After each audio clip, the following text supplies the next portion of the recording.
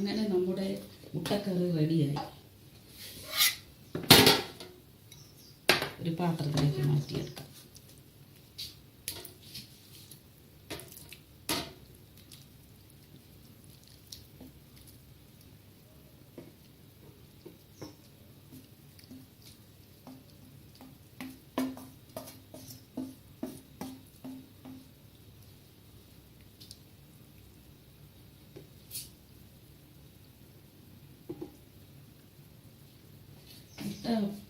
മുട്ടക്കറി ഉണ്ടാക്കുന്നത് ഇങ്ങനെയാണെന്ന് ഒരിക്കൽ കൂടി പറയുന്നു.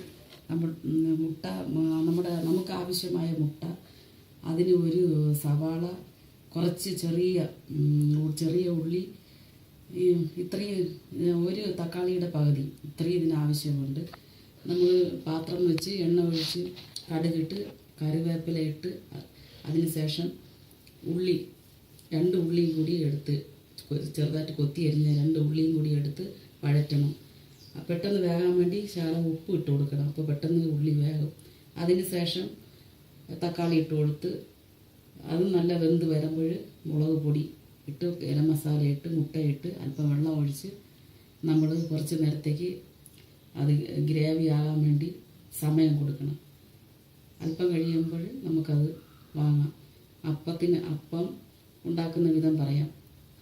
2 ഗ്ലാസ് പച്ചരി, അത് നമുക്ക് എത്ര ആൾക്കാരുണ്ടോ അതിന് ആവശ്യമായ പച്ചരി ഒരു 6 മണിക്കൂർ വെള്ളത്തിലിട്ട് കുതിർക്കണം. അതിൻ്റെ കൂടെ ഇളം തേങ്ങ, ഒരു തേങ്ങ ചിരുകി, പച്ചരിയും തേങ്ങയും കൂടി നല്ല അരച്ചെടുക്കണം. ഒരു 2-3 കരണ്ടി ചോറും കൂടി അരച്ചാൽ നന്നായിരിക്കും.